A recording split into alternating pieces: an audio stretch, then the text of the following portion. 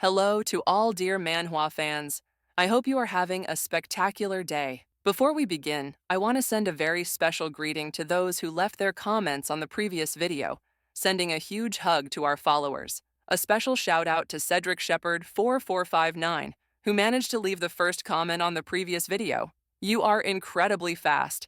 Thank you so much. Now, without further ado, let's start this exciting summary. In an apartment building, Namju Kim, a 27-year-old man who moved there 3 months ago, knocks on a neighbor's door and introduces himself as the guy next door, asking if anyone can attend to him. After insisting a couple of times, he wonders if he should come back later. Although there were no problems in his home, he recalled that when he moved in 3 months ago, he crossed paths with a young woman at his apartment door. He greeted her kindly, mentioning that he had just moved in, but the girl in a curt tone simply responded, "Hello?" before quickly heading off to take out the trash. Namju couldn't help but notice the imposing dog the girl had, and thought it had a peculiar presence. 2 weeks later, while eating something he had ordered for delivery, he found the taste unpleasant, so he decided to go out and buy something different. As he did, he saw another young woman entering the apartment next door. However, this girl was completely different from the one he had seen before. He wondered if both lived in the same place. He tried to greet her, but the young woman quickly entered the apartment, leaving him mid-sentence. Though somewhat annoyed, he thought that maybe she hadn't heard him. A week later, while smoking, he heard the sound of a door opening. When he turned, he saw yet another young woman stepping out of the same apartment. Upon noticing his presence, the girl quickly went back inside without saying anything. Namju couldn't believe it. He had already seen 3 different people living there. 1 week later, as he was returning to his apartment, a door suddenly swung open and hit him in the head. In pain, he complained about not being looked at before opening it. This time, the one who had hit him was a blonde young woman who, visibly embarrassed, quickly apologized before entering the apartment again, leaving Namju even more bewildered. As days passed, Namju began noticing more and more women coming in and out of the building. On one occasion, he saw a new girl, and days later, another one appeared. The number of young women he saw kept increasing. The confusion in his mind grew to the point of affecting his concentration at work. Anxiety overwhelmed him, and he couldn't stop wondering how so many young women could live together in a single apartment right next to his. Finally, he decided it was time to do something to clear up his doubts, so he devised a plan. Determined, he thought it would be a good idea to bring a small gift, maybe something like Sphere. Even though it wasn't really to his liking, he decided to pay them a visit. But when he arrived at the door, no one answered. He thought he could come back later or the next day. However, at that moment, a cry for help echoed from inside the apartment. Namju, confused, feared that something serious was happening. He tried to get someone's attention for a response until he heard a groan. Quickly, he peeked inside, and to his surprise, he saw a young woman playing the guitar. She murmured repeatedly that she needed to change, that she couldn't go on like this, and that 2 hours had already passed. In a moment of carelessness, she spilled some water, which ended up dripping onto Namju's face. Suddenly, the young woman, visibly frustrated, admitted that the situation was getting more difficult. Then she noticed Namju's presence. Both blushed as their eyes met. He hurriedly apologized, explaining that he had been startled by the strange noises he had heard. Though he tried to justify himself, the young woman couldn't help but think of her neighbor as the handsome guy next door, and wondered whether his door had opened by accident, or if this could actually be a good thing. Back in his apartment, Namju tried to focus on his work, but soon, loud and persistent knocking on his door interrupted him. Annoyed, he got up and opened it, commenting that there was no need to knock so forcefully. To his surprise, he found another young woman who urgently told him that they needed to leave immediately. Confused, Namju asked if they knew each other, but she responded bluntly, insisting that she had already explained everything to him before and that what he had witnessed should have been enough. While speaking, she pointed a finger at his face, almost as if scolding him for his attitude. Namju was left deep in thought, trying to process what was happening. In a recent memory, when they were together in a room, the young woman's appearance had completely changed without warning. Suddenly, she asked him if he was good at conducting a mass. Completely bewildered, Namju stared at her as she, somewhat shy, told him she would explain what was going on. But Namju instinctively stepped away, struggling to understand why her appearance had shifted and wanting to leave as soon as possible. However, the young woman grabbed his leg, insisting that he wait and listen to her situation. Even as he kept trying to pull away, she, frustrated, made an unexpected move. She began calling the police, claiming that someone was breaking into her home. Namju reacted quickly, grabbed her arm, and urged her to stop. That's when he realized she wasn't actually calling anyone. Seizing the opportunity, he asked if she could now explain her situation clearly. She nodded and told him to stay calm and listen. A few moments later, Namju sat down as she revealed her peculiar condition. Every 4 days, her appearance changed completely, something entirely beyond her control. Though he was skeptical, he started connecting the dots. Could it be that all the women he had seen coming and going from the apartment were actually the same person? Even though it was hard to believe, what he had witnessed seemed to confirm the idea. He asked if there was any way to return to normal, to which the young woman hesitantly replied that she might just have to wait a few days, maybe 8. Concerned for her well-being, Namju suggested that she rest and wait, but she refused, explaining that the changes in her body were interfering with her job. Namju, puzzled, wondered if she even had a job, but she went on to explain that she played the guitar in hopes of restoring her original form. As time passed, she confessed that she was feeling increasingly discouraged and that even her passion for playing no longer seemed to matter as much. Finally, locking eyes with him, she pointed at him with determination and declared that she needed his cooperation. They stared at each other in silence as an odd tension filled the air. Shortly after, her appearance shifted once more. Now, sitting on the bed, she looked at Yu with a mischievous smile and asked if the rosary in his hands was something he had bought for her. Then, she mentioned that she had also purchased several rosaries, though she admitted feeling a bit embarrassed while doing so. However, to Yu, she didn't seem nearly as flustered as she claimed. With a resolute air, the young woman stated that they would be using them soon. At that moment, she grabbed him firmly by the collar of his shirt, as if to prevent him from escaping. Namju, nervous, didn't know how to react, while she showed unwavering determination to carry out her plan. Trying to defuse the situation, Namju began performing a jutsu meant to soothe her soul. However, she stopped him, explaining that they shouldn't rush things. If they wanted everything to go smoothly, they had to take their time. After all, they had a mass to conduct. She then took Nanyu's hand and guided it toward one of the loaves of bread she had brought, mostly to distract him and slow things down. This caused Namju's face to flush bright red. Embarrassed, he decided to focus on calming her down by eating one of the loaves while repeating his jutsu. However, in an unexpected moment, Namju suddenly stopped. This puzzled the young woman, as she had yet to change form. To her surprise, he casually went to get a yogurt and began eating it as if nothing had happened. The scene made her look at him with a mix of fondness and mild embarrassment. Suddenly, she stumbled and spilled a bit of holy water, prompting her to suggest that they begin the Mass. The ceremony started with her reading the Bible, though exhaustion was making it hard for her to continue. Concerned, Nanyu decided to help guide the ceremony and began reciting the Lord's Prayer without pause. Gradually, the corruption within the young woman's heart started to fade with each prayer. But then, in a moment of clumsiness, she tripped again, spilling even more holy water.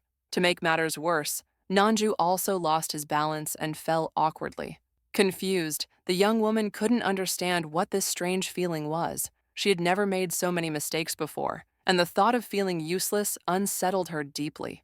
Amid her confusion, she reproached Nanyu for bringing so much holy water. Though he quickly apologized, she, now calmer, assured him it wasn't a big deal, but told him to be more careful in the future. Still slightly embarrassed, Namju simply nodded in silence. A little while later, Nanyu offered her a glass of water, noticing how exhausted she was after the Mass. She thanked him and mentioned that she would stay a little longer since she hadn't fully regained her strength. "Just 5 more minutes," she said, while noticing that Namju was trying to hide his face, clearly flustered. When she asked what was wrong, he explained that he had been so focused on finding the path to God that he hadn't noticed anything else. The young woman laughed and dismissed it, saying she had found a sense of peace in everything that had happened. Then she added that she hadn't expected Namju to bring so much holy water, but thanks to it, she had been able to free a part of her soul, though it also left her breathless. Her words made Namju blush, and upon noticing his reaction, she asked what was on his mind. He quickly denied that it was anything important, brushing the topic aside. Changing the subject, she asked for his name, saying it felt strange to keep calling him man or sir. That's when Namju realized they had never introduced themselves. As she finished getting dressed, she told him her name was Ju, that she was 26 years old, and that he could call her whatever he liked. In response, he introduced himself as Kin Nan Yu, mentioning he was 27. An awkward silence followed. Ju smirked playfully and remarked that he must be a complete idiot.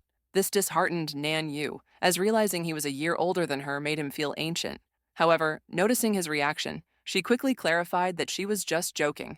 As she continued dressing, she sincerely thanked him for his efforts and asked him to take care of her from now on. Namju, still somewhat skeptical, watched as she prepared to leave. He remained concerned about her condition, and just as she was about to cross the doorway, she suddenly staggered. When he asked if she was okay, she nodded, but the very next second, she collapsed. Without hesitation, Nanyu picked her up in his arms and carried her to her home. Visibly embarrassed, Jeoju apologized for being a burden, but Nanyu reassured her that it was no trouble at all. His words made her blush, and upon reaching her door, she thanked him with a soft smile before stepping inside. Just before closing the door, she called his name and asked him to turn around. Standing at the threshold, her cheeks slightly flushed, she told him they would see each other again in 4 days. Then, without another word, she shut the door, leaving Namju standing there, equally flustered on the other side. Inside, Jeoju, still red-faced, slid down against the door, overwhelmed by embarrassment over everything that had just happened. She had never felt this way before, but it wasn't enough. Moreover, with the body she had now, things could become dangerous. She knew she had no choice but to wait for those 4 days. A few days later, on a sunny afternoon, we found ourselves inside a fitting room. A woman stepped out, modeling a dress, and asked Namju if he thought it was pretty or too plain. Bored and slightly bewildered, he pondered how he had ended up in this situation. Just a couple of hours earlier, while peacefully sipping his coffee, he had been recalling Gio's words about meeting again after 4 days.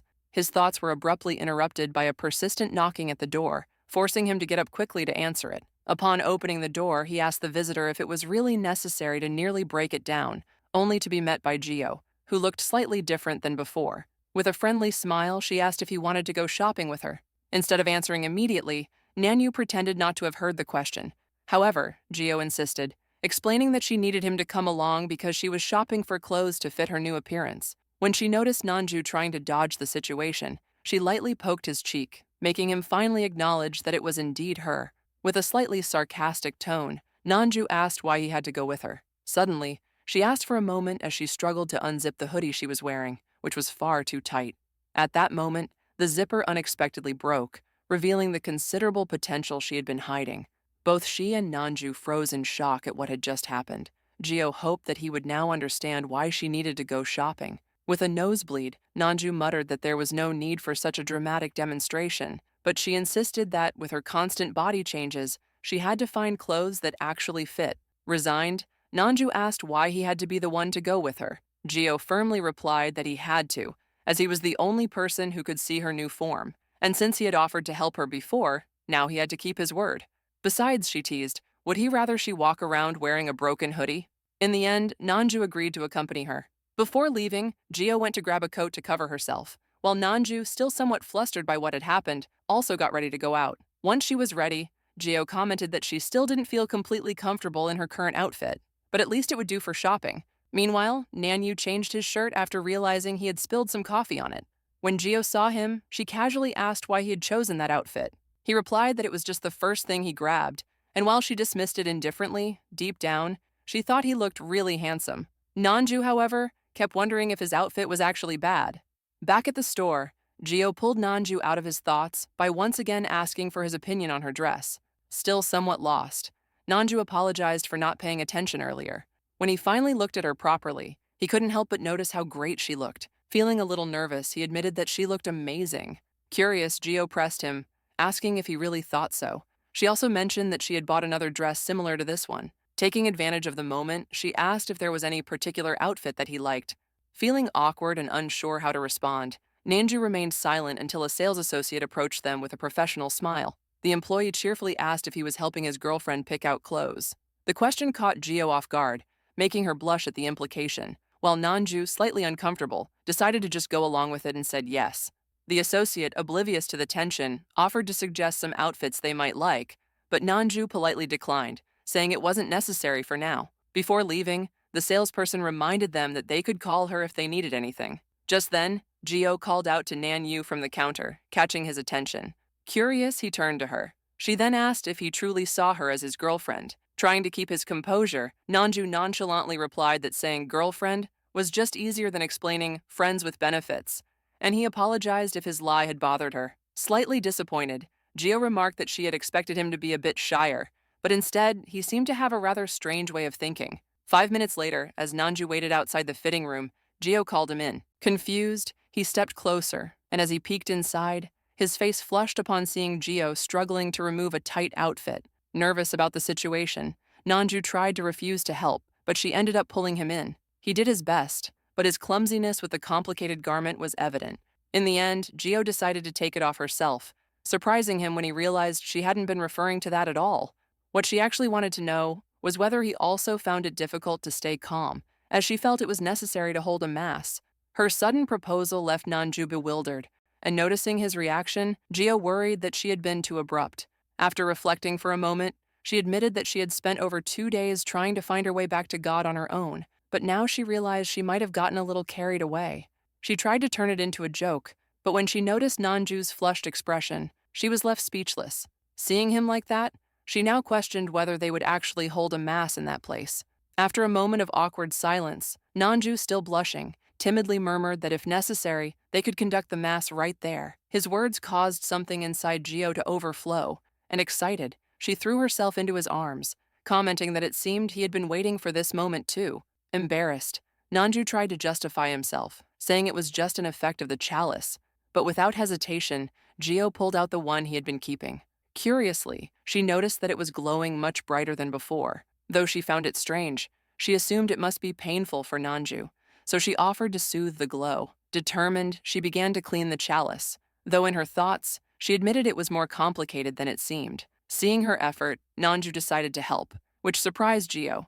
However, she accepted his assistance in silence. Working together, they managed to remove the deepest stains. Suddenly, holy water flowed from the chalice, and without hesitation, Geo took a sip.